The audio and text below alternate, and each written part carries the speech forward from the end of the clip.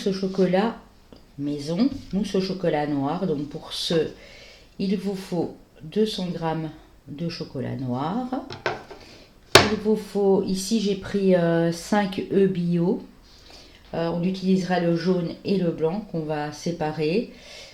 J'ai pris 40 g de beurre, 50 g de sucre, un petit sachet de sucre vanillé et un tout petit peu de sel pour faire monter les blancs d'œufs en neige.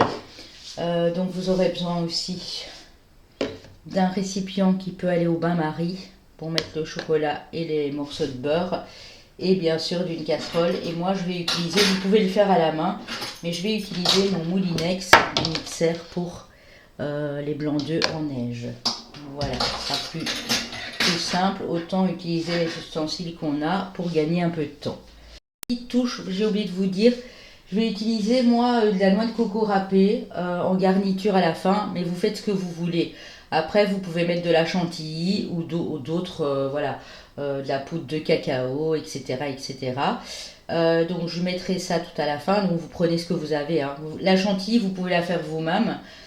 Vous prenez de la crème fraîche épaisse pour la cuisine et puis vous mettez du sucre et vous voilà, vous fouettez jusqu'à obtenir de la chantilly. Voilà le petit plus. C'est déjà pour commencer le chocolat noir.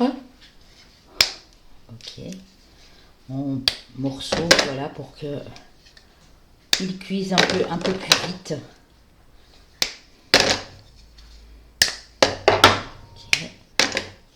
Hop, grossièrement, hein, voilà. Pas besoin de s'attarder sur les détails. Hop. Et voilà. Et ça, on va le mettre dans la casserole au bain-marie.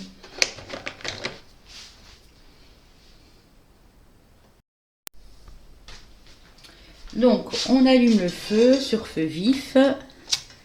C'est parti. Là, je vais prendre le beurre près de moi. On peut déjà mettre le chocolat au bain-marie dans la casserole. Et puis, ce qu'on va faire, c'est couper le beurre en petits morceaux et le mettre juste au-dessus. Voilà. Comme ça va se mélanger avec le chocolat. Il y en a qui le font au micro-ondes, mais moi personnellement, je préfère cette petite technique à l'ancienne. Voilà, on coupe le beurre en petits dés.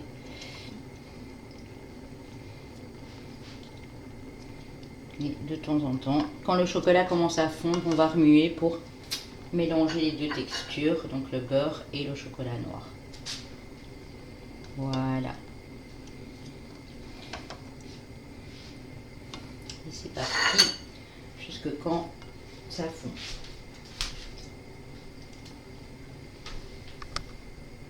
Fonde. Je vais déjà casser les œufs. Donc on va garder le blanc dans le bol un petit peu plus haut et mettre le jaune dans l'autre. Je vais faire comme ça, comme je suis droitière, ce sera mieux. Donc là, on garde bien le blanc et on récupère le jaune.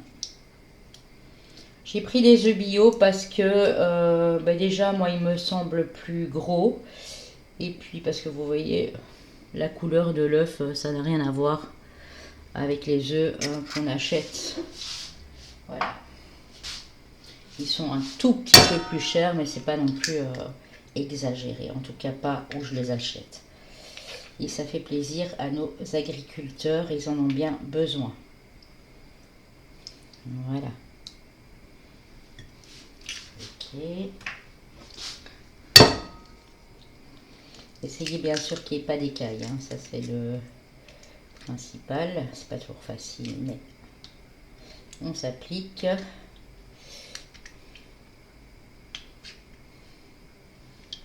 Voilà.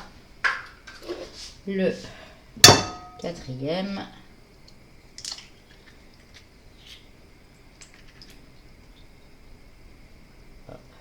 Il y a la membrane qui vient avec. Hop. Voilà. Et le 5e. Il y en a qui vont mettre 6 pour 6 personnes. Moi, je mets un petit peu moins de 2. Voilà. Je vais faire. C'est quand même beaucoup de protéines aussi, les œufs, ok. Mais quand il y en a trop, c'est pas top non plus pour le foie. Voilà. Alors.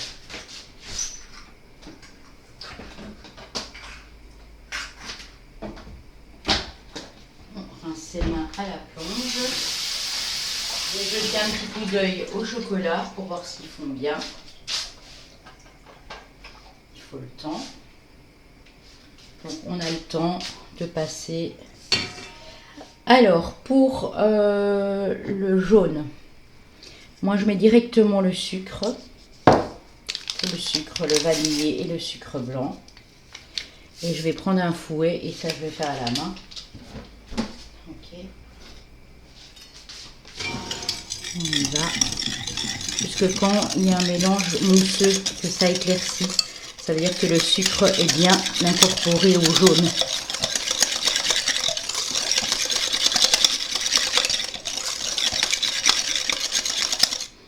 Après, moi je mets juste du sucre vanillé. Il y en a qui vont mettre de l'arôme vanille, d'autres qui vont mettre, j'ai vu de l'orange, orange amer, mais j'aime pas trop ça. Donc voilà, ça c'est selon vos goûts. Hein. Voilà. Le jaune doit bien être mélangé au sucre. Hein. Et après, je vais monter les blancs en neige une fois que le chocolat aura fondu. Mais là, je ne vous mettrai pas le son, sinon je vais vous casser les oreilles.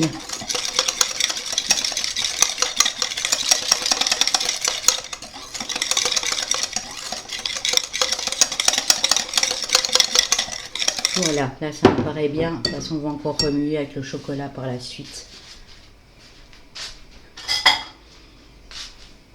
Pour monter les blancs d'œufs en neige, que ce soit à la main ou avec le mixeur, on met toujours une petite pointe de sel, vraiment un rien. Voilà, pour faire monter les blancs d'œufs en neige.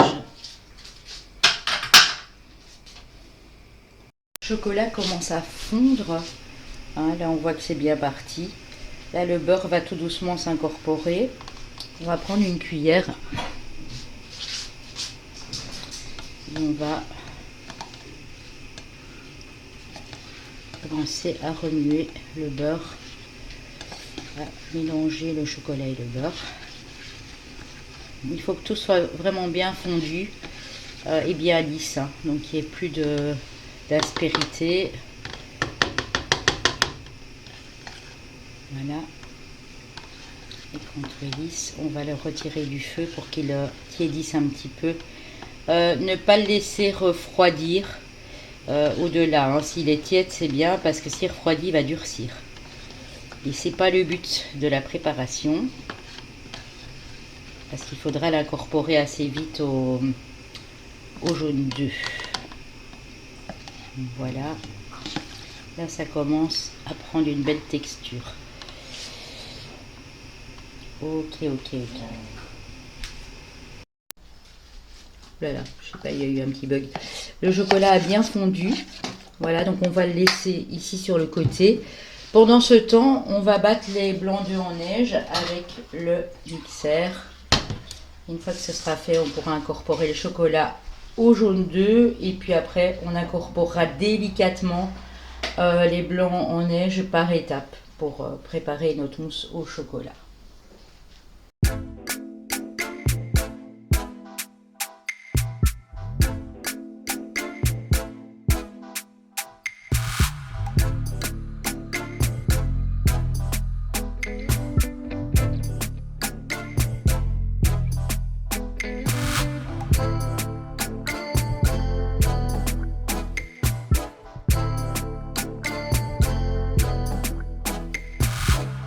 Sont faits, vous voyez, vous pouvez faire ce que vous voulez, ça ne bouge pas, ça veut dire qu'ils sont bons. Donc là, on va incorporer le chocolat au jaune d'œuf.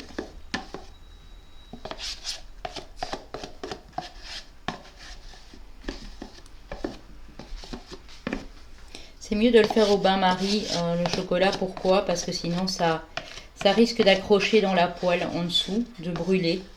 Il faut vraiment faire très attention. C'est une opération très délicate. Donc c'est vrai que le bain-marie, c'est une bonne technique pour pas que ça brûle. Après, j'essaye de prendre un maximum pour pas perdre 1 gramme de chocolat.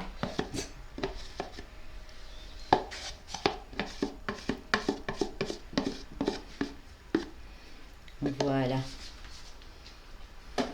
Et là, je vais reprendre mon fouet. Et on va y aller. On va mélanger tout ça.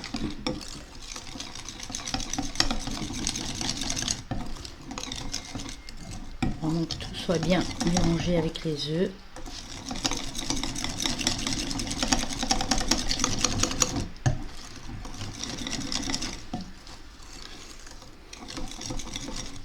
Ça sent bon déjà.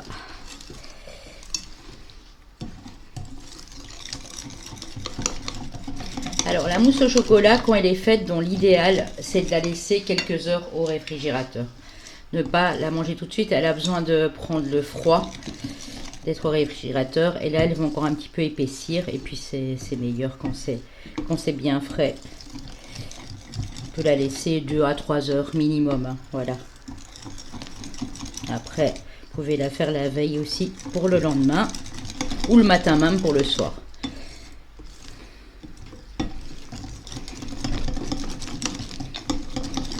Voilà, la pâte est bien lisse. On va pouvoir incorporer du coup le blanc d'œuf.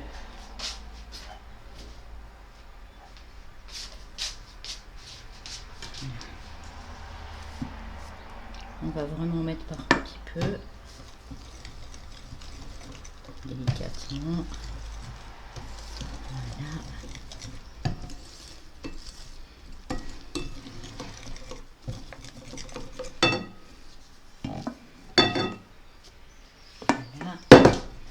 Et on continue de mélanger. On va incorporer tout le blanc d'œuf, terminer par quelque chose de très onctueux.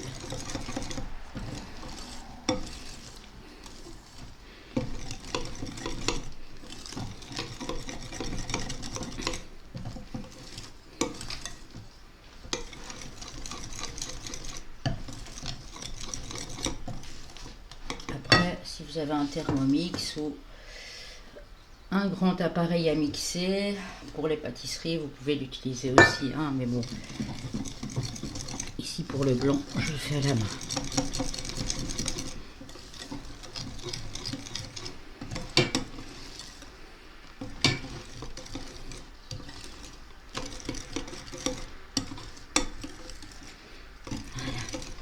Alors, en toute logique, ici, c'est pour 6 personnes. Tout dépend aussi de la quantité, évidemment. Hein. Si vous prenez des grandes coupelles ou plutôt des petits raviers, c'est à vous de voir.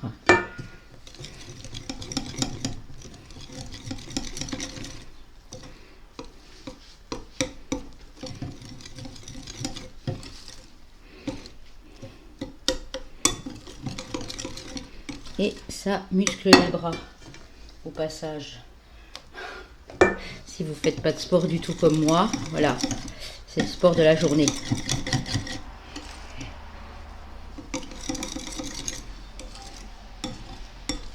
J'en ai fait, mais je n'en fais plus du sport.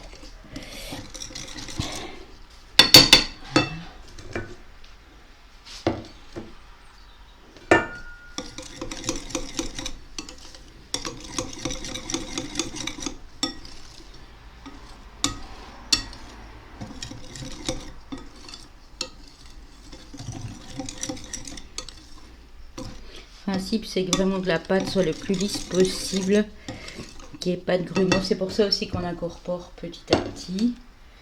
Ça, le mélange est bien homogène.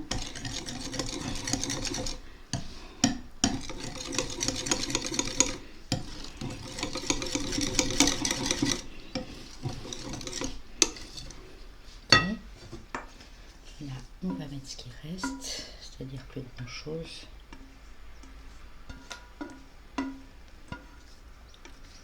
Et voilà.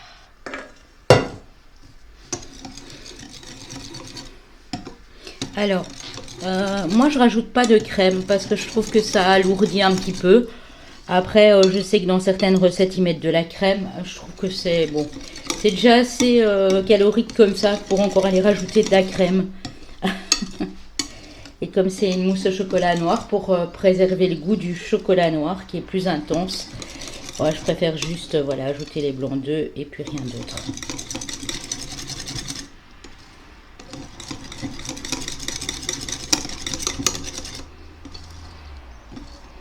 C'est magnifique. Et voilà. Elle va être bien.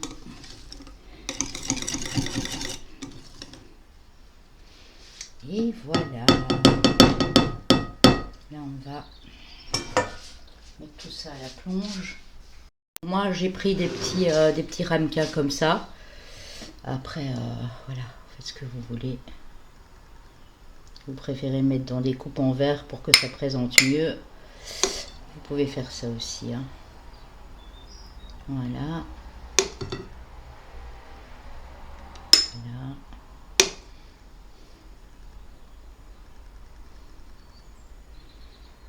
Et la technique, si ça coule un peu sur le côté, vous prenez un peu de sopalin pour que ce soit un peu plus présentable. Voilà.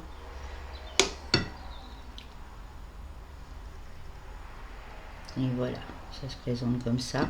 Et ça va encore épaissir par la suite. Je vais vous montrer ça. C'est une technique qu'on avait aussi en restauration. Parce qu'on sait que le visuel compte beaucoup.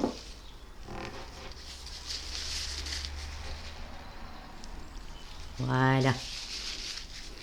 Parfait. Alors, voilà. Je vais vous montrer deux, hein, comme ça. Alors, moi, la noix de coco râpée, je la mets pas de suite. Hein. Je vous montrerai quand, voilà, quand je la mets, quand ce sera décoré. Quand la mousse au chocolat aura bien refroidi, là, je mettrai la noix de coco râpée au-dessus.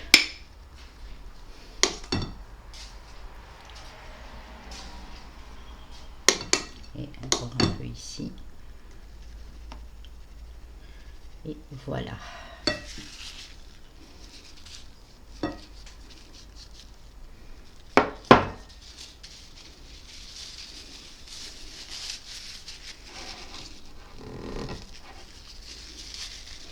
Et donc, tous mes petits ramequins vont passer au frigo pour... Moi, je les laisse minimum 3 heures. 3-4 heures au réfrigérateur. Voilà, donc je vous montrerai quand la noix de coco râpée sera dessus pour la présentation. Merci en tout cas de m'avoir suivi.